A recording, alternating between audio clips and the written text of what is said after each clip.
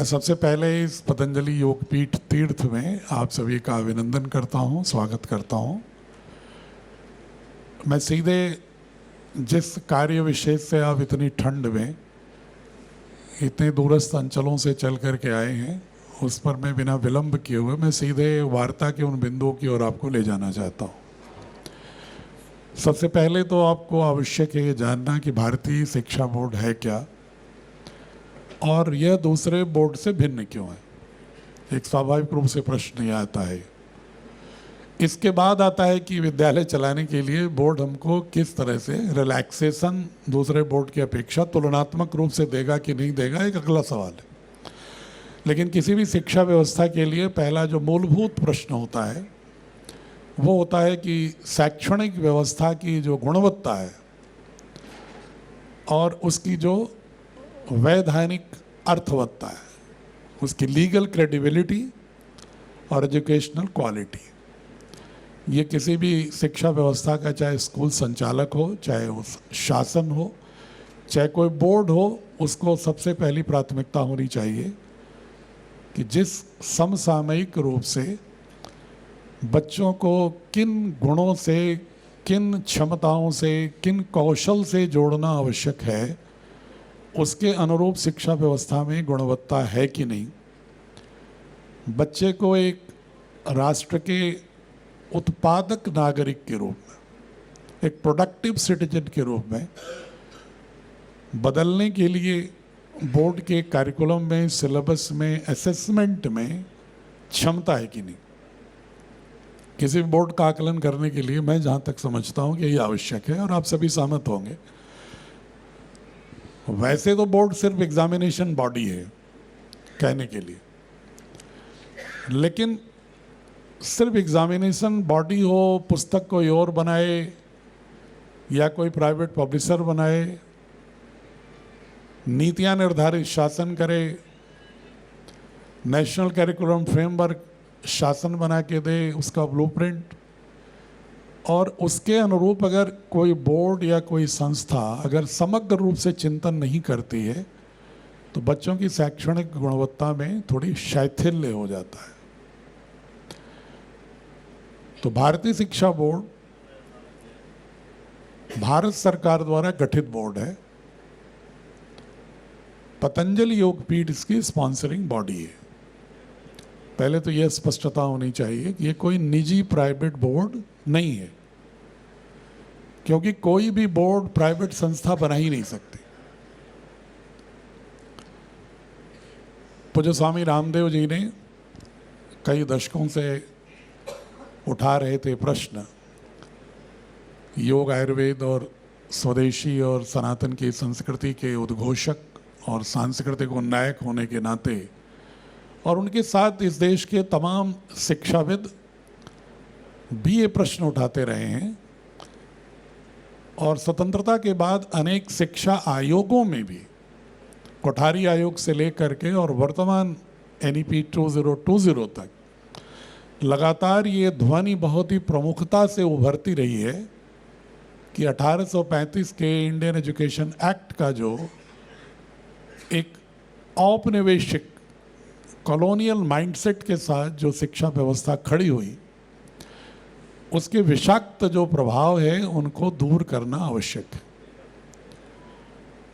NEP उसको कहती है रूटेडनेस विथ कल्चर, अपनी जड़ों से जोड़ना। उसी को दूसरे जो विद्वान कहते हैं कि भारतीय मूल्यबोधों के साथ गढ़ना बच्चों को। भारतीय मूल्यबोधों के साथ गढ़ना क्यों आवश्यक है? क्योंकि हम भारतीय हैं, भारत की धरती पर हैं और हमारी एक लंबी सांस्कृतिक यात्रा है। हम कोई अमेरिका की तरह 250-300 साल के देश नहीं है।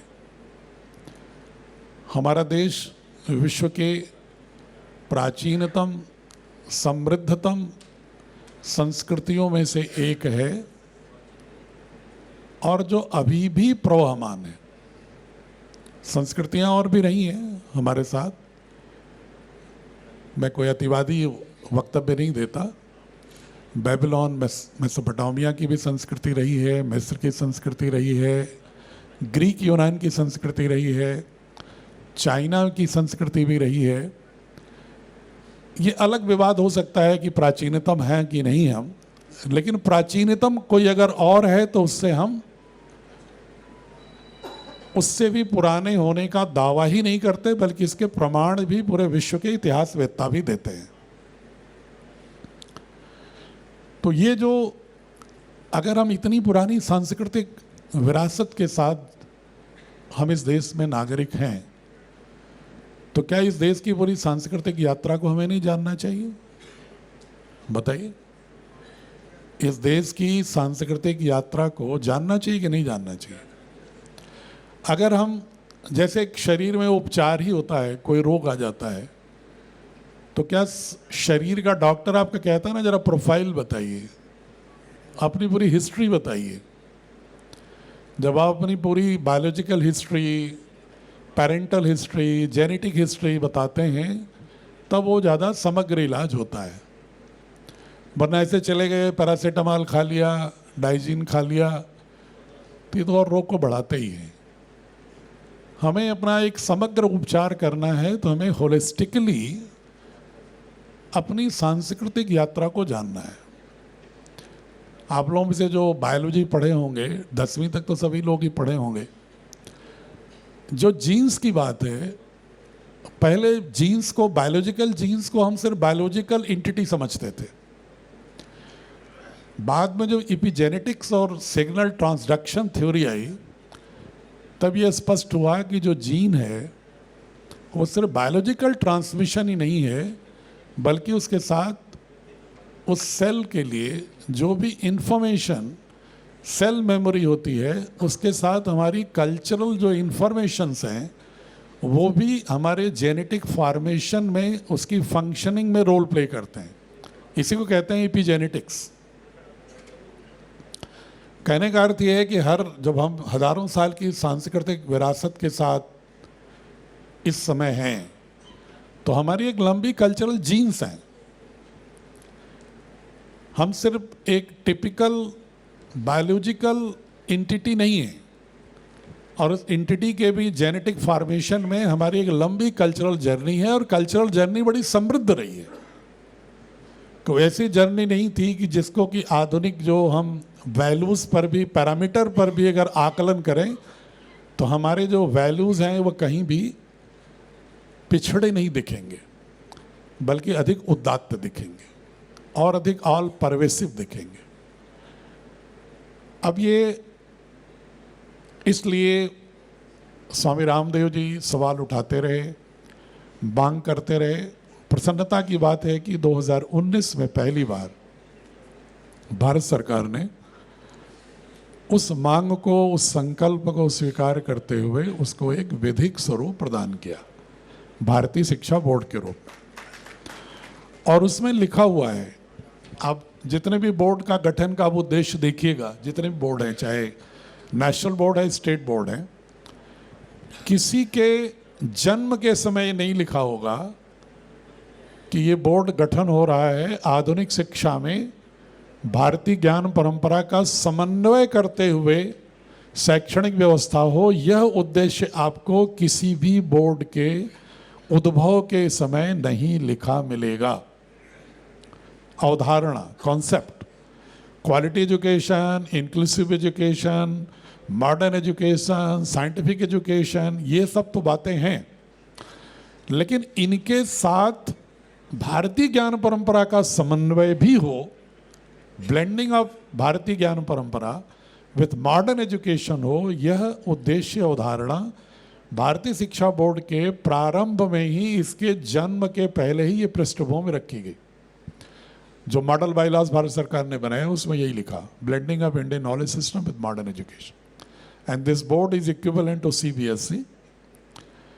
This board will be set up by Government of India through a model bylaws, and some institution will be selected as a sponsoring body for functioning purposes, financing purposes, but within the vision of NCF and NEP spirit.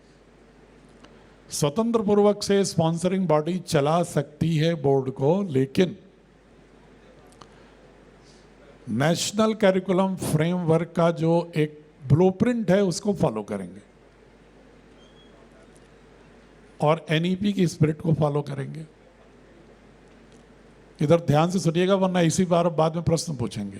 Right to education act का पूर्णतः पालन करेगा भारतीय शिक्षा board.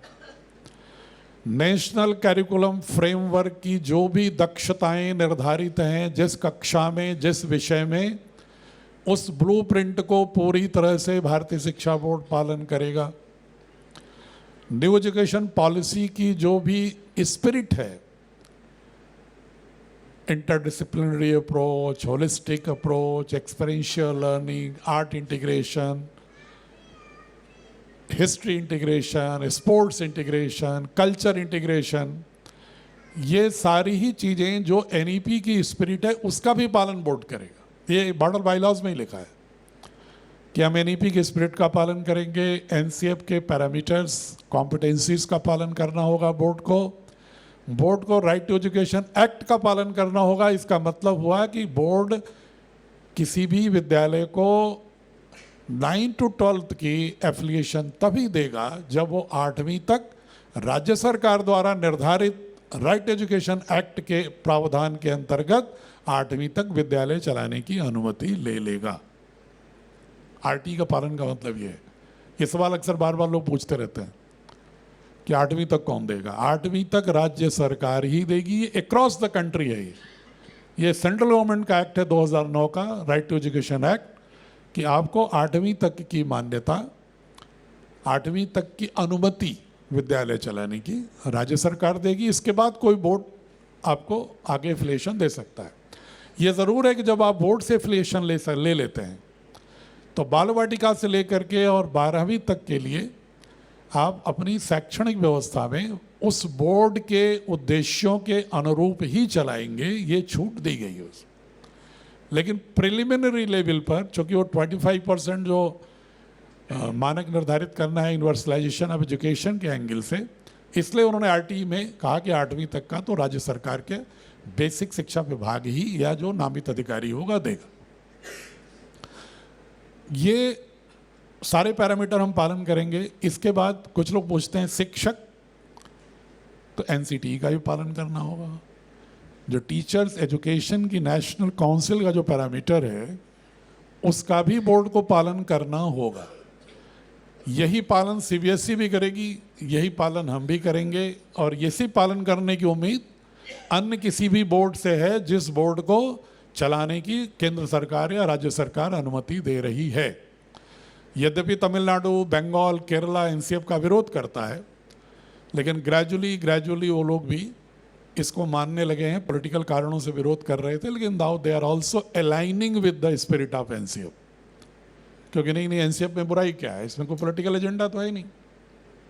अगर competency गढ़ने के लिए चाहे किसी पार्टी की सरकार हो, शिक्षा देने के लिए अगर संविधान के ढांचे के अंतर्गत और एक नेशनल पॉलिसी के अंतर्गत अगर शिक्षकों को समसामयिक दक्षताओं और दृष्टि से विकसित करना है, तो इसमें किसी पार्टी का क्या मतलब है। वो तो किसी पार्टी की सरकार हो, राष्ट्र को गढ़ने के लिए तो दृष्टि एक ही होगी ना। छोटे मोटे एजेंडे लोग अपना चला सकते हैं, लेकिन शैक्षणिक व्यवस्था के प्रारूप में कोई परिवर्तन नहीं कर सकता है। और जो करता है वो बहुत ही रिएक्टिव होता है, प्रतिक्रियात्मक होता है, अच्छा नहीं होता। उन्होंने एक बस भारतीय शिक्षा बोर्ड के लिए एक अलग उद्देश्य और है। ये जो अभी तक उद्देश्य बताया, नियम बताया, वो तो सबके लिए। इस बोर्ड के लिए उन्होंने प्रयोग के तौर पर कहा कि एक बोर्ड ऐसा होना चाहिए जो आधुनिक शिक्षा के साथ भारत की ज्ञान परंपरा, जो 1835 से लेके आज तक के 185-90 वर्षों में शिक्षा व्यवस्था से विलुप्त हो गई है, उसको यथासंभव,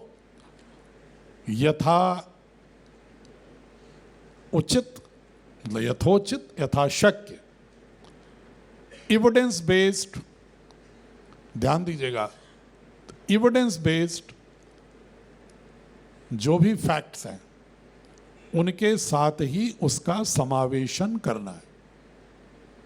ऐसे नहीं कुछ भी इमोशनल नैरेटिव में कोई भी जैसे भाषण देता रहता है कि भारत में ये हुआ, भारत में वो हुआ, भारत में ये हुआ, भारत तो बहुत महान था, भारत पहले भी न्यूक्लियर बम बना लेता था, भारत ये भी कर लेता था। इस तरह की जो नैरेटिव गढ़ते हैं लोग, उस नैरेटिव को यूथ नहीं एक्सेप्ट करता, बल्कि उसको लगता है ये तो कंजर्वेटिव बातें कर रहे हैं,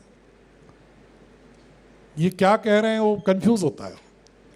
लेकिन जब आप तथ्यपरक, युक्तिपरक, साक्ष्यपरक बातों के साथ और आधुनिक विषय पढ़ाने के साथ वहीं पर खूबसूरती से बिना थोपे हुए अगर उस चीज को रख देंगे तो बच्चे के एल्गोरिदम का हिस्सा हो जाता है, भले ही थोड़ा ही हो। तो ये उद्देश्य रखा गया भारतीय शिक्षा बोर्ड का कि मॉडर्न कॉम्पिटेंसी पूरी हो। बहुत सारे लोग सवाल ये पूछते हैं कि क्या आप भारतीय ज्ञान परंपरा पढ़ाओगे तो सबको पुरोहित बना दोगे क्या, पूजा पाठ करने वाला? आप संस्कृत पढ़ाओगे, सिर्फ अंग्रेजी नहीं पढ़ाओगे क्या? बट ठेठ सवाल आएंगे, वो आप लोगों में से कुछ लोगों के दिमाग में हो सकता हो। कुछ लोग सवाल पूछेंगे कि ये जब आधुनिक शिक्षा की आवश्यकता है तो भारतीय ज्ञान परंपरा जानने की क्या जरूरत है? हमें आज तो उतना ही जानना चाहिए जितना जीने के लिए ज़रूरी है। उनके समझ में आता है कि जीने के लिए नौकरी चाहिए, और नौकरी के लिए सर्टिफिकेट चाहिए, और चाहे जो भी सिलेबस है उसके साथ अपना हम अच्छे परसेंटेज पा लें, कॉम्पिटिटिव एग्जामिनेशन में आगे बढ़ जाएं, ज़िंदगी पूरी हो गई। क्या ज़रूरत है भारत की ज्ञान परंपरा की? कुछ लोगों के दिमाग में भी होता है कि भारतीय ज्ञान परंपरा का मतलब ये जो विकृतियाँ समाज में चल रही हैं, चाहे वो पंथ के आधार पर है, चाहे वो जाति के आधार पर है, चाहे नारी के सम्मान के खिलाफ गतिविधियों से है, ये ऐसी घटनाओं से है कि जो हम रेसिज्म के शिकार हो गए हैं। अब कितना दुर्भाग्य है कि आप न्यूज़ देख रहे होंगे कि त्रिपुरा के बच्चे को उत्तराखंड में चिंकी और चाइनीज़ कह के मार दिया। अगर इसी देश के एक क्षेत्र में दूसरे क्षेत्रों के प्रति ऐसी घृणा का माहौल होगा, सम्मान का भाव नहीं होगा, तो राष्ट्र को सिर्फ मैथमेटिक्स और टेक्नोलॉजी नहीं संभाल सकती।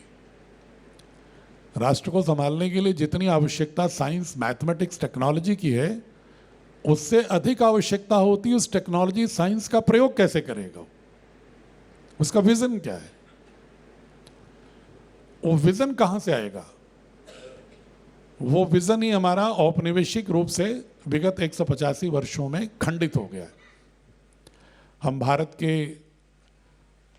आप पूरी शिक्षा व्यवस्था में देख लीजिए, पुस्तकों को ठीक से पढ़िए, आपको पता ही नहीं चलेगा कि हाँ भारत समग्र रूप से है कि नहीं है।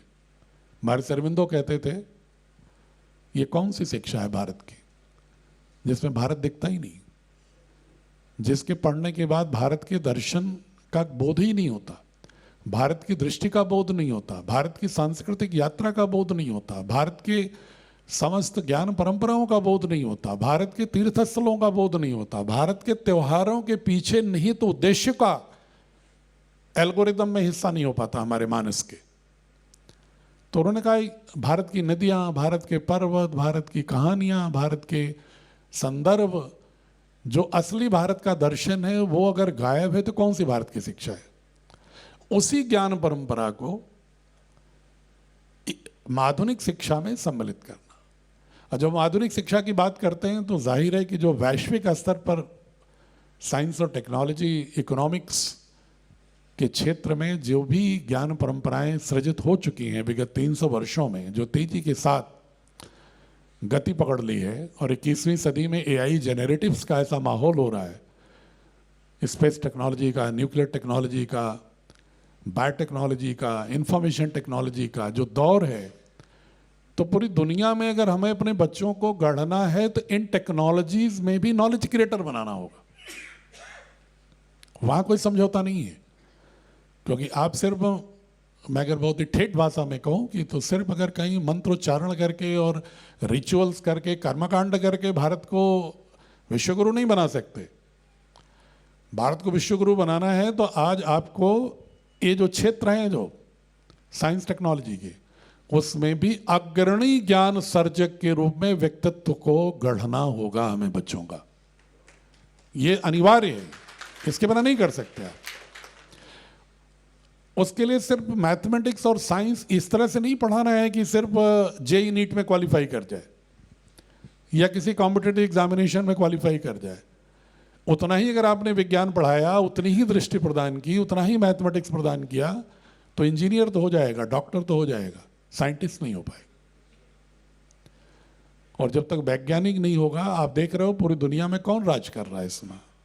ये जो 300 सालों से जिसको हम आधुनिक शिक्षा कह रहे हैं, वैश्विक प्रतियोगिता के लिए जिस ज्ञान की आवश्यकता है, वो वैज्ञानिकों की शोध पर ही हुआ है। उनका जो वर्चस्व है यूरोप का, अमेरिका का, अब चाइना का बढ़ रहा है, तो वैज्ञानिक शोधों पर बढ़ रहा है। अब चाइना जो हमारा सबसे कॉम्पिटिटिव देश है, आपको मालूम है एआई जनरेटिव उसने विगत 5 वर्षों में 34,800 एआई जनरेटिव के बना लिया उन्होंने। 34,800। अमेरिका जैसा देश सिर्फ 6,425 बना पाया है, और भारत अभी 27 भी नहीं बना पाया। ये तुलनात्मक है। जिस शिक्षा व्यवस्था के साथ हम चल रहे हैं, वो शिक्षा व्यवस्था हमें एआई जनरेटिव्स में भी हमें उधार लेनी पड़ रही है टेक्नोलॉजी। अभी इसरो से लॉन्चिंग की गई रॉकेट की, बहुत आपने पढ़ा होगा न्यूज़ में कि बहुत ही उल्लेखनीय कार्य हुआ, निश्चित रूप से हुआ। बनाया किसने उस रॉकेट को? यूएस फर्म ने। हमने नहीं बनाया उसको, हमने सिर्फ लॉन्च किया है, उसे पे ताली पीट रहे हैं हम सब लोग। ठीक है, उतना भी अच्छी बात है, लेकिन इसका मतलब है कि जो एक समग्र वैज्ञानिक जो एक प्रवृत्ति बच्चों के मन में होनी चाहिए कि समसामयिक युग में जो चुनौतियां हैं उनको सामना करने के लिए हमें नौकरी नहीं, हमें नॉलेज क्रिएटर के साथ एंटरप्रेन्योर बनना है और इस देश को आगे बढ़ाना है। सिर्फ नौकरी नहीं करनी है, हमें एमटेक करके हमें नगर निगम में चपरासी की एप्लीकेशन नहीं देनी है। मैं अभी इंटरव्यू ले रहा था, अभी कुछ जगह मैं ऑफिसेस खोल रहा हूँ, वहाँ पर ऑफिस एग्जीक्यूटिव का, सिर्फ कंप्यूटर ऑपरेटर का, कि एक स्वामी पूर्णदेव जी ने एक विज्ञापन किया था उसमें। तो राजस्थान में भी खोल रहे हैं हम, जयपुर में ऑफिस भारतीय शिक्षा बोर्ड की, फैसिलिटेट करने के लिए लोगों को, कि ताकि यहाँ ना आना पड़े। ऐसे और भी 14 जगह खोल रहे हैं। मुझे आश्चर्य होता है कि एमटेक किए हुए लड़के कंप्यूटर ऑपरेटर के लिए अप्लाई कर रहे हैं, और वो भी पिछली जगह कहाँ काम कर रहे थे, कितने पे काम कर रहे थे, कह रहे थे 15,000 रुपये पे काम कर रहे थे, 14,000 रुपये पे काम कर रहे हैं। एमटेक किया हुआ लड़का। तो या तो उस लड़के के अंदर प्रतिभा ठीक से नहीं गढ़ी गई, या उस लड़के के अंदर हमने आत्मविश्वास इतना जागृत नहीं किया कि वो उद्यमिता के क्षेत्र में आगे बढ़ करके और नए ज्ञान सृजन की संभावनाओं का अभिनंदन कर सके। तो सिर्फ ज्ञान एक भाग होता है, ज्ञान का प्रयोग करने और उसमें एक्सप्लोर करने का जो आत्मविश्वास होता है, वो कहां से आती है? संस्कृति से आती है, कल्चर से आता है। वो कल्चर इस रोल को प्ले करता है कि जो देश मैथमेटिक्स पूरी दुनिया को दिया, ये कोई इमोशनल नैरेटिव नहीं है, एक लाइन जो अभी तक किताबों में लिख जाते हैं ना, कि आर्यभट्ट ने शून्य का आविष्कार किया, यही पढ़ाते हैं कभी कभी ना, मैथमेटिक्स में एक लाइन लिखा रहता है, ये भी गलत पढ़ाते हैं।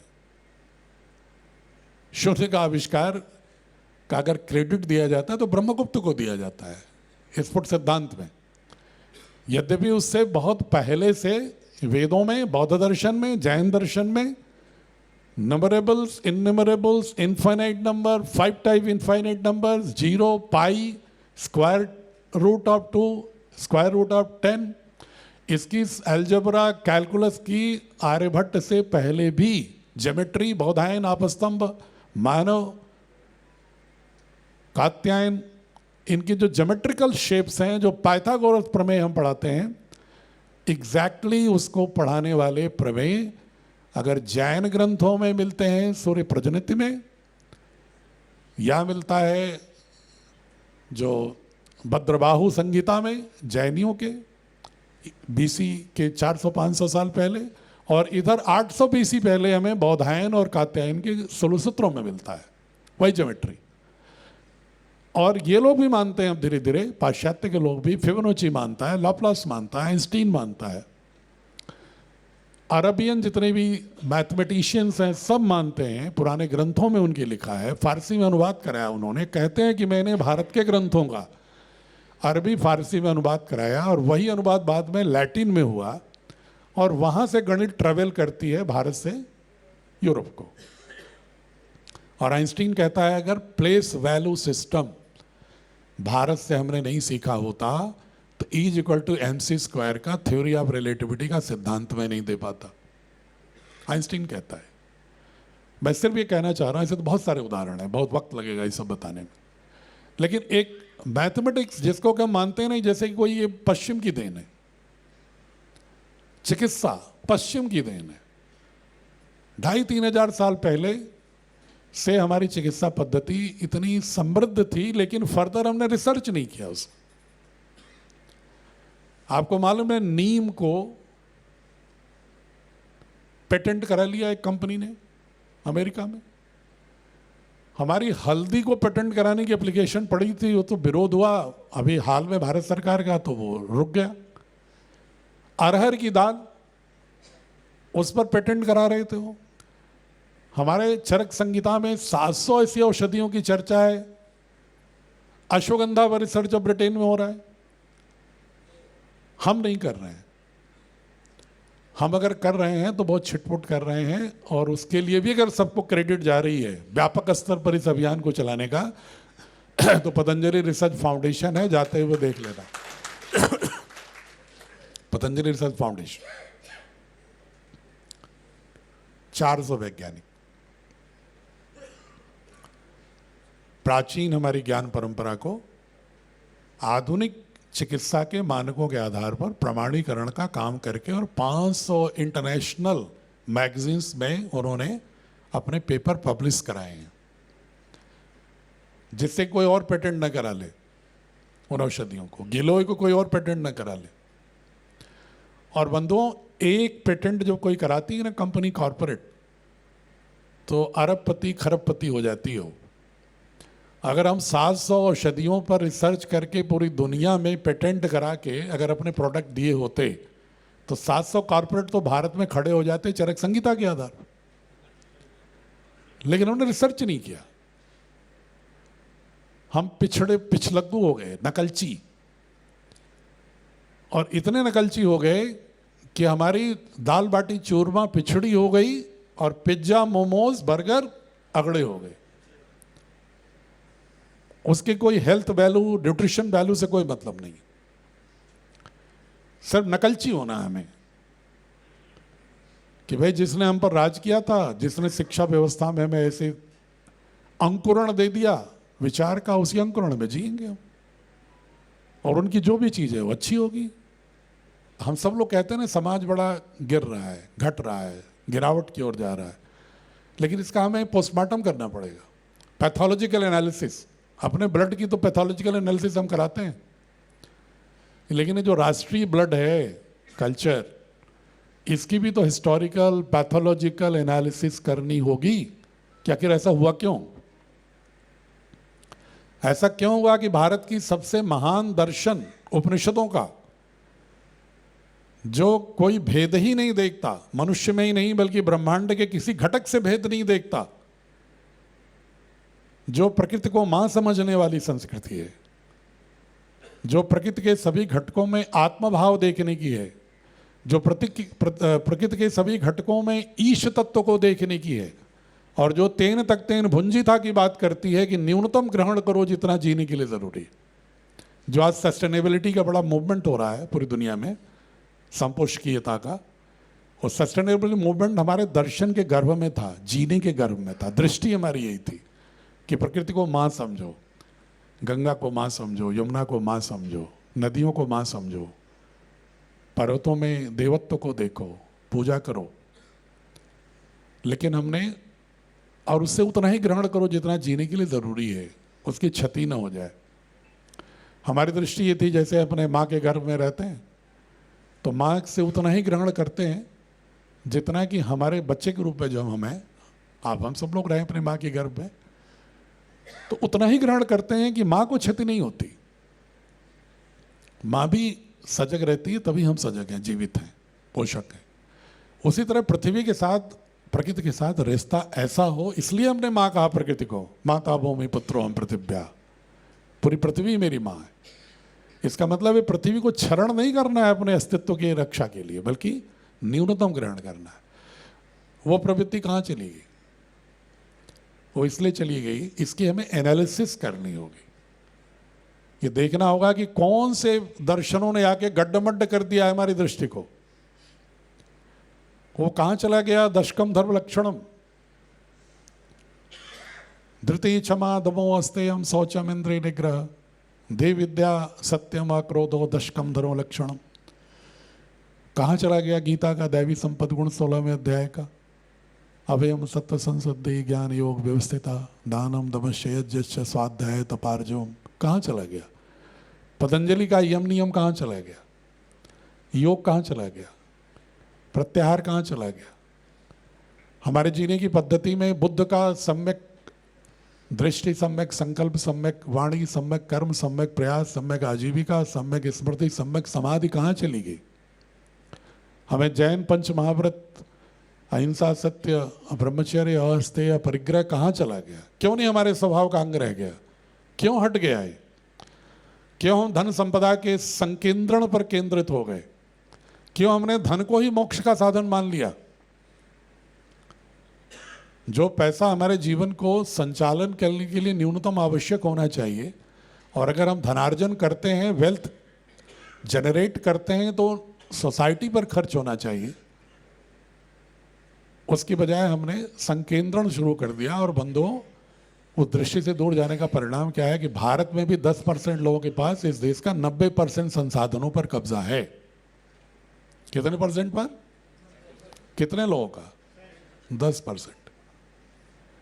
और एक आंकड़ा और भी है कि भारत के 1% लोगों के पास, 50% लोगों के पास सिर्फ भारत के 1% संसाधन पर कब्जा है।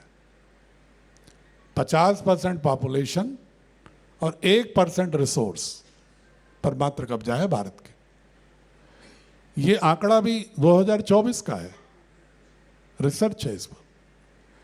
ये कहाँ चला गया? कहाँ चली गई समानता हमारी? अगर पश्चिम के दर्शन में बहुत इक्वलिटी थी, लिबर्टी थी, फ्रेटर्निटी थी, तो ये इस तरह की दृष्टि कहाँ से आ गई?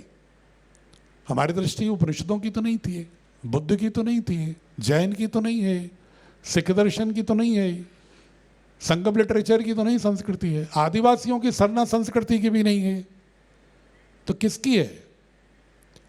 ये है उसी पाश्चात्य दर्शन की जिसके गुलाम हम हो गए, जिसकी दृष्टि हमने 190 वर्षों में वर्चस्व के कारण उसके सब शिकार हो गए।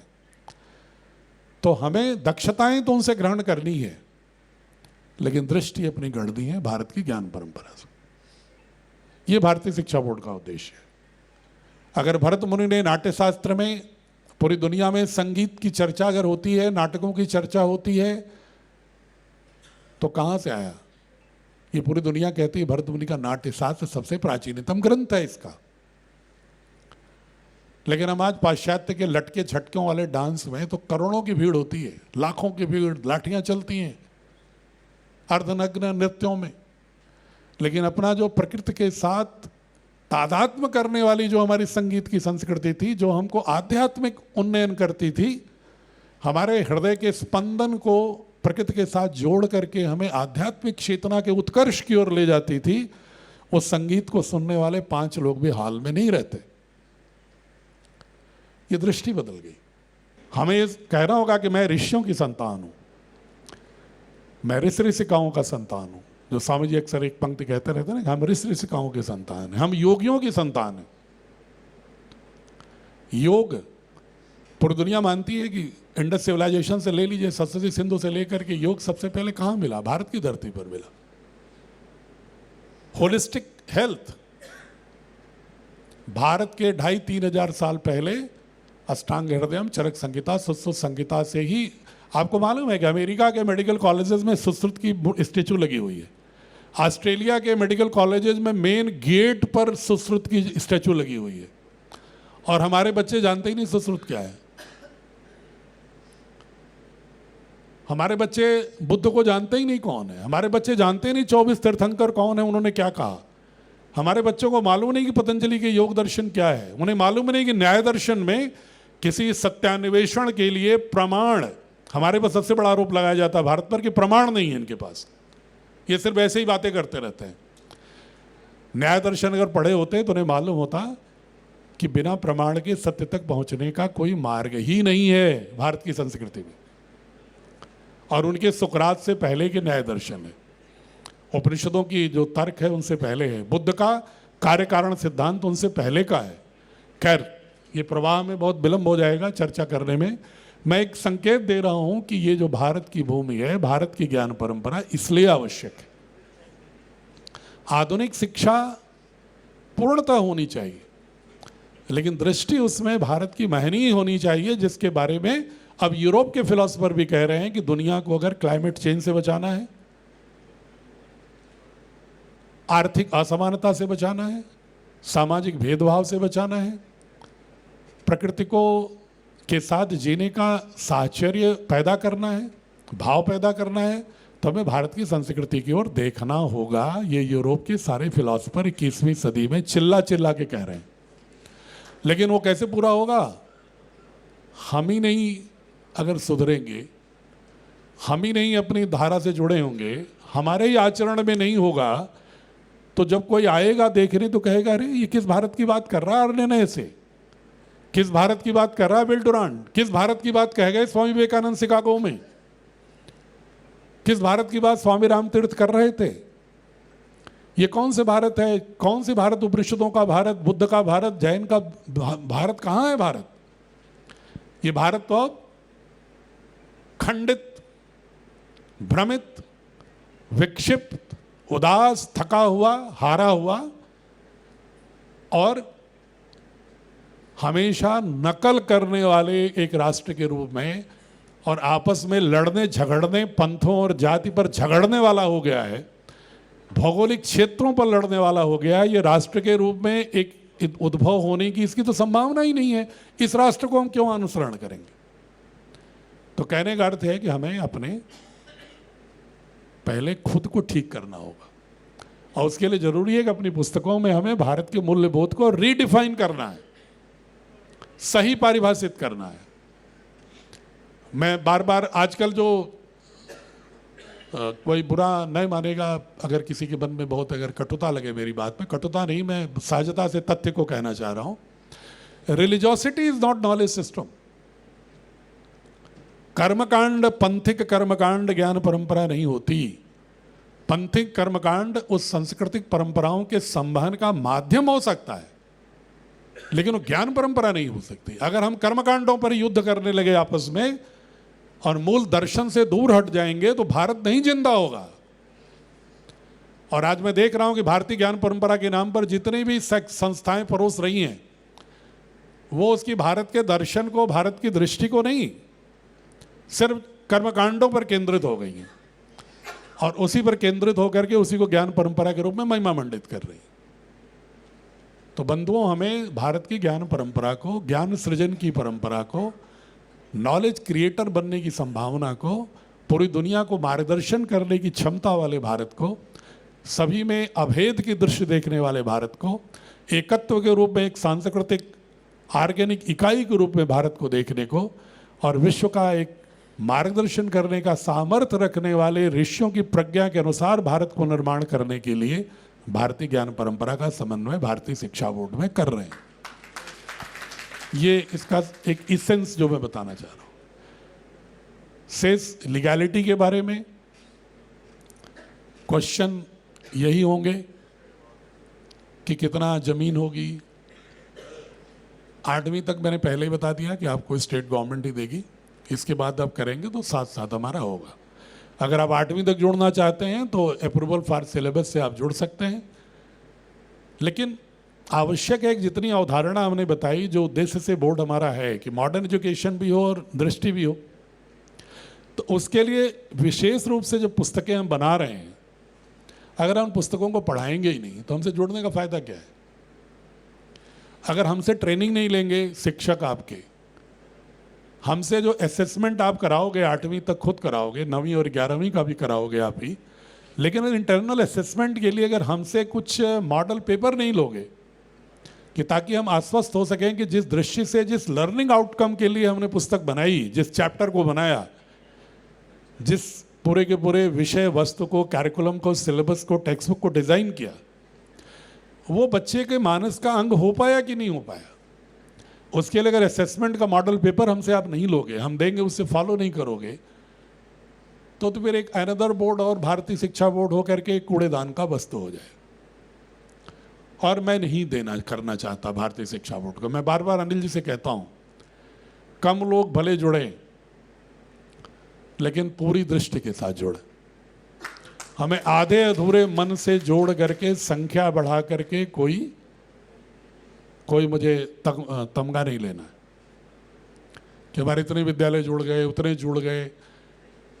अरे भाई, मैकाले ने जब शुरू किया था ना, 1835 में एक्ट लाया था, 1835 से लेके 1870 तक इस पद्धति के कुल 11 विद्यालय पूरे देश में थे, कुल 11 विद्यालय। कलकत्ता में शुरू हुआ, महानगर और मुंबई में हुआ, फिर मद्रास प्रेसिडेंसी में हुआ,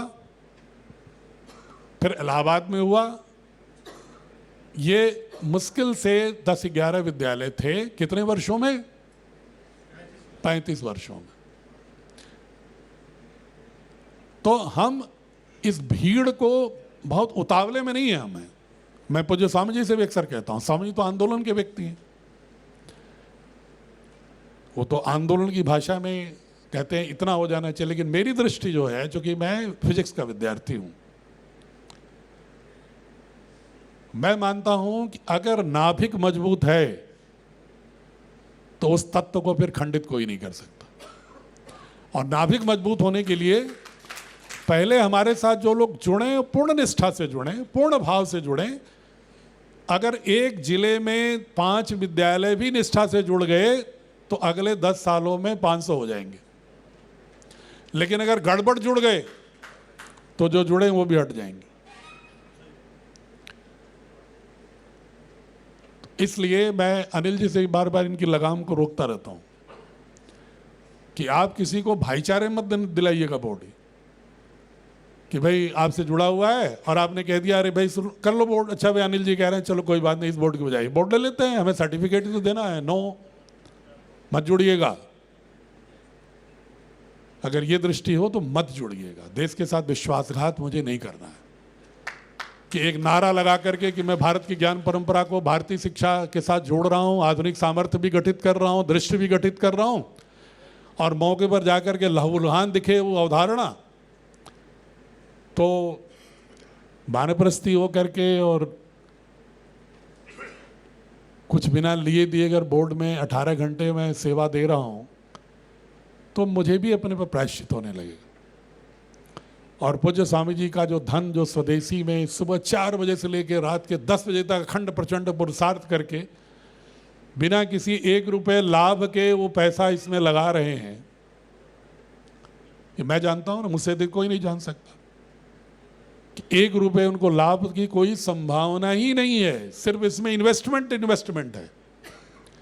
और उसमें वो अपने पैसे के लिए उन्होंने सरकार से कह दिया कि हम जो भी धनराशि हमारी आएगी स्वदेशी की, उसमें से हम 70% पैसा हम इसी शिक्षा बोर्ड के इस मिशन में लगाएंगे, मैकालियन विश्व के समाधान के लिए लगाएंगे। इसलिए जिम्मेदारी हमारी और बढ़ जाती है। हम भी चाहेंगे कि ज़्यादा से ज़्यादा लोग जुड़ जाएं, लेकिन उसके साथ ये पहली शर्त होगी हमारी कि दृष्टि से जुड़ना। जब तक आप ही को दृष्टि से नहीं जोड़ पाए तो फिर बच्चों अभिभावकों कैसे जोड़ोगे? उनके मन में तो 100 सवाल होंगे। उनको तो लगेगा कि भाई जहां ज़्यादा फीस ली जाती है वहां बढ़िया पढ़ाई होती है, जहां 5 स्टार होटल की तरह कमरे बने हैं वहां अच्छी पढ़ाई होती है। एक होड़ मची हुई उनको, तो उन्होंने विद्यालयों को तो 5 स्टार होटल समझ लिया है। एसी रूम में रहना, एसी गाड़ी में चलना, स्कूल के एसी रूम में फिर बैठना। मैं उनको मजाक में कहता हूं ये रेफ्रिजरेटर के वेजिटेबल्स हैं। जो रेफ्रिजरेटर वेजिटेबल्स बना रहे हैं हम उनको इंद्र नहीं बना रहे। थोड़ी सी ठंड पड़ गई तो हो जाएगा कोल्ड वेव, कोल्ड वेव, भागो भागो भेड़िया आया तेंदुआ आया। ठंड को तेंदुआ मान के भागे, आ गया, भागो। ये भूल जाते हैं कि किसान, हमने तो देखा है, आप लोगों ने भी देखा होगा कि रात के 2-2, 3-3 बजे तक ठंड में जाकर के खेतों में इरिगेट करते हैं किसान। उनको तो नहीं ठंड मारती है। कारगिल में -50 डिग्री पर जो हमारे जवान खड़े हैं वो कहीं विदेश से लाए जाएंगे क्या बाद में? हमारी शिक्षा व्यवस्था में अगर इस तरह से माहौल दिया जाएगा तो कौन रहेगा राजस्थान और पाकिस्तान के बॉर्डर पर जैसलमेर के 50 डिग्री टेम्परेचर में खड़ा?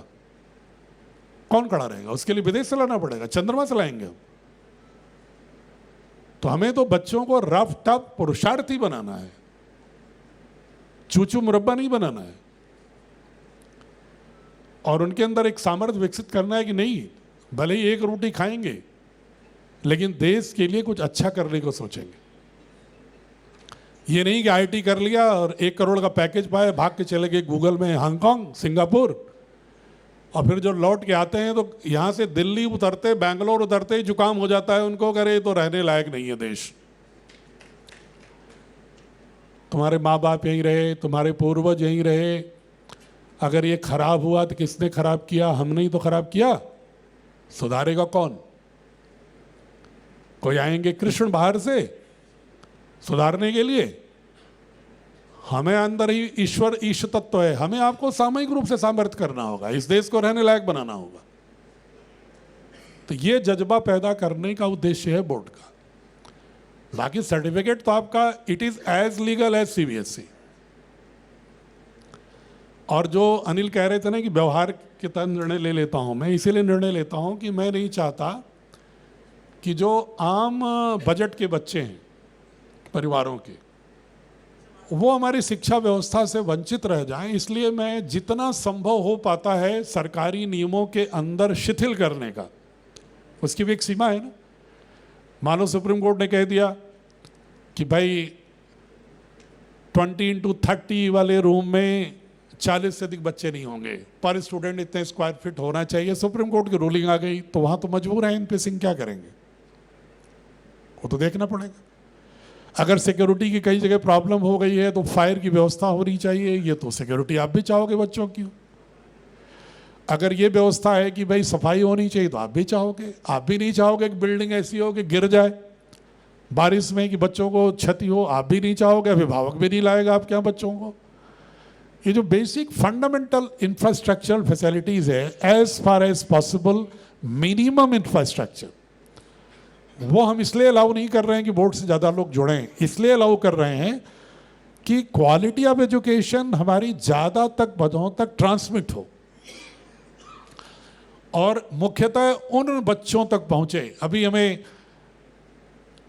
अनिल जी ने कहा कि कुछ स्कूल ऐसे हैं सर कि जो कि SCRT की किताब लेते हैं और उन्हें नीचे कक्षाओं में 250-300 रुपये 400 रुपये में किताब मिल जाती है।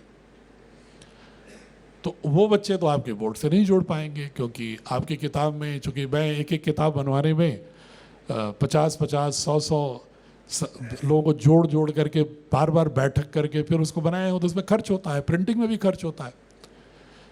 तो हमने कहा भाई SCRT और उसके पास तो लोगों के टैक्स का पैसा है, हमारी किताब में तो पैसा स्वामी जी के स्वदेशी से कमाए हुए धन का है। लेकिन फिर भी हमने इनसे कहा अनिल जी, वो बच्चे हमारे देश के विचारधारा से वंचित न रह जाएं। घाटा सह करके भी मैं जो SCRT की क्वालिटी ऑफ पेपर है उससे बेटर पेपर पर आपको उसी कीमत में किताब दे दूंगा, लेकिन कंटेंट कम नहीं करूंगा। कई लोगों ने समझाया मुझे कंटेंट कम कर दीजिए, हमने कहा कंटेंट कम करेंगे तो मेरी तो आत्मा ही खत्म हो जाएगी पुस्तक की। तो मैंने इनसे कहा कि मैंने क्यों सस्ती किया किताब उनके लिए, कि मैं अक्सर ये कहता हूँ कि भारतीय शिक्षा बोर्ड का जो उद्देश्य है ना, उसमें इलीट क्लास के बच्चों की बजाय हम उन बच्चों को टारगेट करना चाह रहे हैं जिनके दिल में भारत अभी भी धड़क रहा है। इसलिए धड़क रहा है, उसके दो कारण हैं। एक तो बाबा दादा नानी की कहानियों से सीख सीख करके भारत को थोड़ा थोड़ा जिंदा किए हुए हैं, और दूसरा कि उनके पास कोई ऑप्शन नहीं है ऑस्ट्रेलिया भागने का, कैलिफोर्निया भागने का। उन्हें मालूम है कि मुझे यहीं रहना है, मेरी जो क्षमता है आर्थिक, यहीं रहना है, यहीं जीना, यहीं मरना, इसके बिना जाना कहाँ। एक गाना है ना कोई, तो उन्हें उनके बारे में कॉन्सेप्ट क्लियर है, तो वो तो देश के लिए सोचेंगे कि भाई जब यहीं रहना है, यहीं करना है, तो कोई ठीक बात समझा रहा है तो ठीक से रहो। और जिनको लगना है कि यार किसी तरह से जेई नीट मारो, क्वालिफाई करो और डॉक्टर बनो, इंजीनियर बनो और धीरे से बम्बई और दिल्ली से उड़ान भरो और इसके बाद कोशिश करो कि छल छद्म कैसे भी वीज़ा मिल जाए और हम वहीं रह जाएं, और भारत ने जो उनके गढ़ने पर खर्च किया उसके विषय में भी शर्म नहीं आती उनको कि तुम्हारे गढ़ने में तुम्हारे माता पिता का योगदान नहीं है। जो संस्थाएं खड़ी होती हैं, जो हवा मिट्टी है, ये एनर्जी नहीं कि हवा मिट्टी जो देश की है। जब सिलेंडर लेने जाते हैं ना हॉस्पिटल में किसी बीमार परिवारजन के लिए, तब औकात समझ में आती है हवा की, ऐसे नहीं समझ में आती। तो इस देश की हवा से सांस लेके, इस देश की मिट्टी के गर्भ से उपजे हुए फसलों से अपने अन्न को प्राप्त करके, फल वेजिटेबल्स को प्राप्त करके, जल प्राप्त करके, तुम्हारा अगर 25 साल 26 साल तुम्हारा अभ्युदय हुआ है, तो इस देश का, समाज का, इस प्रकृति का तुम्हारे ऊपर ऋण है। अगर तुम यहां गढ़ने के बाद भाग चले जाते हो तो देशद्रोही हो। जाओ वहां, लेकिन वहां से सीख करके लौटो और भारत के लिए उसका कर्ज चुकाओ और यहां ग्लोबल हब बनाओ।